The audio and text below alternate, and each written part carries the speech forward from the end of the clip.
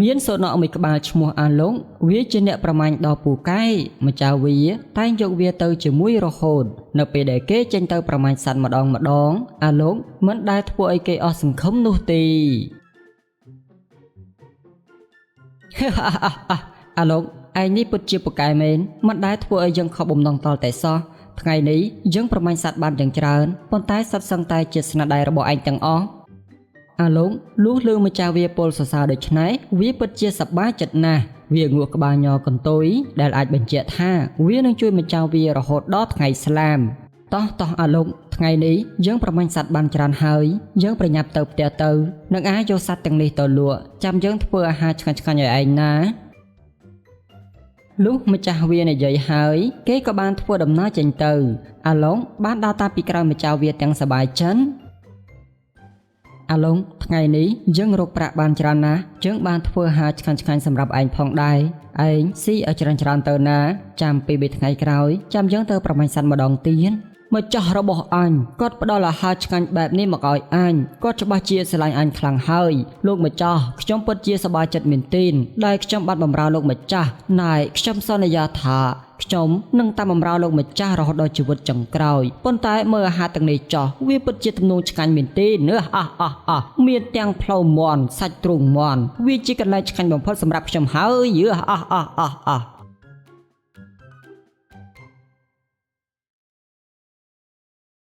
ណែសវណ្ណមើលទៅឯងដូចជាសប្បាយចិត្តណាស់ហើយតើឆ្នាំនេះដំណាំស្រូវស្រែល្អដែរទេអាឡុងយើងក៏មិនដឹងយ៉ាងម៉េចដែរព្រោះភ្លៀងមិនដាច់កន្ទុយសោះទឹកហូរឡើងពេញព្រឹបស្រែទៅហើយចាំថ្ងៃស្អែកចាំយើងទៅមើលសវណ្ណឯងអត់បានទៅមើលស្រែទេហើយឯងរវល់ធ្វើអីទៅអានេះឡុងខ្ញុំរវល់តែទៅប្រមាញ់សត្វនឹងណាឃើញទេអាលោកឆ្កែរបស់ខ្ញុំនេះវាពិតជាពូកែណាស់ថ្ងៃនេះវារកប្រាក់ឲ្យខ្ញុំបានយ៉ាងច្រើនអាលោកឆ្កែរបស់ឯងនេះណាវាពិតជាចំណាប់មែនរាងកាយវារឹងមាំកម្លាំងខាំក៏ខ្លាំងពេលចេញទៅប្រមាញ់ម្ដងខ្ញុំឃើញឯងសរសើរមិនដាច់ពីមាត់រហូតណែសវណ្ណបើសិនជាយើងមានឆ្កែដូចឯងណាយើងសប្បាយចិត្តស្លាប់ហើយមានហើយខ្ញុំនេះក៏សប្បាយចិត្តដែរមានវាជាឆ្កែរបស់ខ្ញុំនោះច្រើនថ្ងៃបានកន្លងផុតទៅម្ចាស់របស់អាឡុងគេក៏បានចេញទៅប្រមាញ់សត្វម្ដងទៀតអាឡុងឯងកុំតន់ចូលទៅអីឯងនៅឯស្ងៀមទុកឲ្យយើងជាអ្នកកម្ចាត់វាកញ្ជ្រោងចង្រៃឯងស៊ីចំណីឲ្យឆ្ងាញ់ចោះព្រោះតែបន្តិចទៀតនេះយើងនឹងបាញ់ឯងដោយកំភ្លើងដៃរបស់យើងចង្រៃមែនហេតុអ្វីប៉ុណ្ណឹងសោះខ្ញុំបាញ់មិនត្រូវអញ្ចឹងពិតជាខ្មាស់អាឡុកខ្លាំងណាស់ណែអាឡុកឥឡូវដល់វេនឯងហាកូនប្រុសឯងឆាប់ទៅប្រមាញ់អាសត្វកញ្ជ្រោងនោះទៅ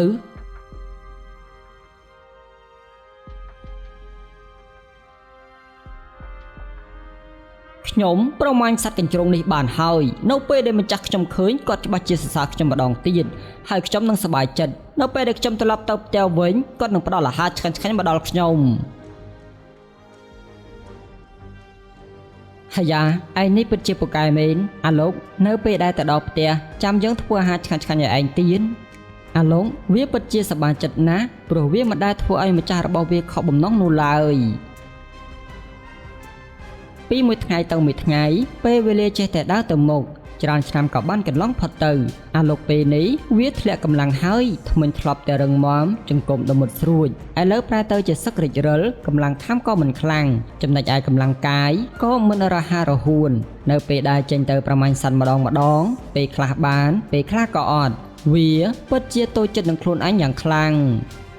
ណែអាឡុកប៉ុន្មានថ្ងៃនេះឯងចេះតែយ៉ាងម៉េចដឹងប្រមាញ់សត្វធំគ្មានបានសូម្បីតែមួយក្បាលបើបែបនេះរហូតទៅឲ្យឯងរំពឹងអីទៀតមើលចោះថ្ងៃនេះរសៀលទៅហើយអញខ្ជិលនិយាយច្រើនណាស់បើសិនជាឯងប្រមាញ់សត្វមិនបានពេលត្រឡប់ទៅផ្ទះវិញអញមិនឲ្យឯងស៊ីបាយទេវើយអាឡុងវាក៏បានស្វែងរកក្នុងព្រៃនោះបន្តទៀតពេលនោះវាក៏បានឃើញសត្វពស់មួយក្បាលអាយ៉ានោះគឺជាសត្វពស់បើសិនជាយើងប្រមាញ់វាមិនបានទេម្ចាស់យើងនឹងខឹងយើងហើយដូច្នេះយើងត្រូវតែប្រឹងឲ្យអស់ពីលទ្ធភាពអាឡុងក៏បានហត់ទៅកន្ទ្រប់សត្វពស់ប៉ុន្តែសត្វពស់បានដឹងខ្លួនមុនពួកគេក៏បានប្រតបគ្នារហូតដល់របួសទាំងសងខាងដោយការតាំងចិត្តយ៉ាងមុតមាំនិងប្រើកម្លាំងកាយកម្លាំងចិត្តផងនោះវាក៏ប្រមាញ់សត្វពស់នោះបានដោយជោគជ័យប៉ុន្តែវានៅពេលនេះក៏មានរបួសខ្លាំងណាស់ដែរ យើងសង្ឃឹមថាសពុំមីបាននេះនឹងអាចលួងចិត្តម្ចាស់យើងកុំឲ្យគាត់ខឹងយើងទៀតទៅចោះយើងពិតជាមិនចង់ឃើញគាត់មិនសប្បាយចិត្តនោះទេនៅថ្ងៃមួយម្ចាស់របស់វាបានទៅស្រែតែម្នាក់ឯងដោយទុកអាលោកនៅយាមផ្ទះនិងចាំមើលបន្លែបង្ការនៅក្រៅផ្ទះដែលគេបានដាំទងណែអាលោកថ្ងៃនេះឯងមិនបាច់ទៅជាមួយយើងទេយើងគ្រាន់តែទៅស្រែនៅចិត្តនេះឯងក៏ប៉ុន្តែឯងត្រូវតែយាមចំការឲ្យបានល្អក្រែងមានសត្វដតីវាចូលមកលួចស៊ីដំណាំយើងតើឯងលឺទេអាលោកវាក៏បានងក់ក្បាលបញ្ជាក់ថាវាបានយល់ហើយល្អខ្លាំងណាស់បើអញ្ចឹងយើងទៅហើយនិយាយរួចម្ចាស់វាក៏បានដើរចេញទៅហើយអាឡុងក៏បានសម្រាកនៅមុខផ្ទះនៅពេលថ្ងៃរសៀលមកដល់អាឡុងក៏បានទៅមើលដំណាំនៅក្រៅផ្ទះរបស់វាពេលនោះស្រាប់តែបានឃើញសត្វជ្រូកមួយក្បាលកំពុងតែកាយដំណាំម្ចាស់វាធ្វើឲ្យខ្ទេចខ្ទីខូចស្ទើរតែអស់ទៅហើយចុំអាចជ្រូកចង្រៃឯងមកពីណាទៅមិនក៏ឯងថ្លាំធំយ៉ាងនេះអាឡុងក៏បានរត់ទៅប្រយុទ្ធជាមួយនឹងសត្វជ្រូកនោះតែម្នាក់ឯងវាប្រឹងខ្លាំងណាស់ប៉ុន្តែនៅតែមិនអាចទប់ទល់នឹងកម្លាំងសត្វជ្រូកនេះបានព្រោះតែឥឡូវនេះធ្មេញវាក៏សឹករិចរិលកម្លាំងក៏ចោះថមថយមិនអាចយកឈ្នះសត្វជ្រូកបានឡើយ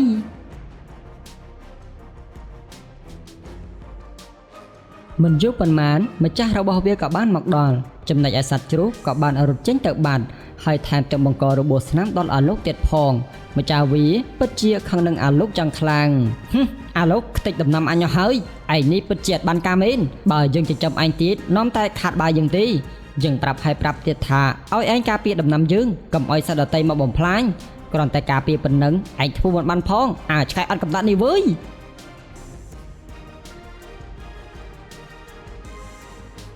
ម្ចាស់របស់វាបានកាន់រំពាត់ហើយវាយអាឡុកយ៉ាងខ្លាំងធ្វើឲ្យវាឈឺចាប់ខ្លាំងណាស់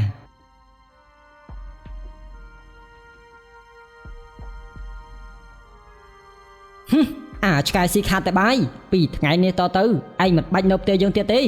ឲ្យទៅប្រមាញ់សត្វក៏មិនបានការពារដំណាំក៏មិនកើតចិញ្ចឹមឯងគ្មានបានការបន្តិចសោះឆាប់ចេញទៅចេញឲ្យបាត់ពីមុខចឹងទៅយើងលេងត្រូវការឯងទៀតហើយឆ្កែ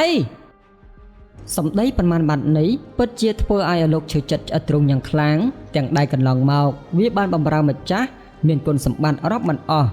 តែដល់ពេលវាចាស់គ្មានកម្លាំងម្ចាស់វាក៏ឈប់ត្រូវការមិនគិតដល់រឿងពីមុនបន្តិចសោះឡើយ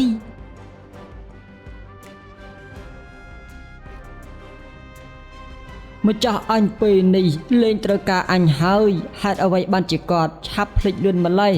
យើងបានបម្រើគាត់យ៉ាងម៉េចខ្លះគុណសម្បត្តិរបស់យើងមានច្រើនរាប់មិនអស់គ្រាន់តែយើងពេលនេះចាស់អស់កម្លាំងភ្លាមគាត់ក៏លេចត្រូវការយើងភ្លេត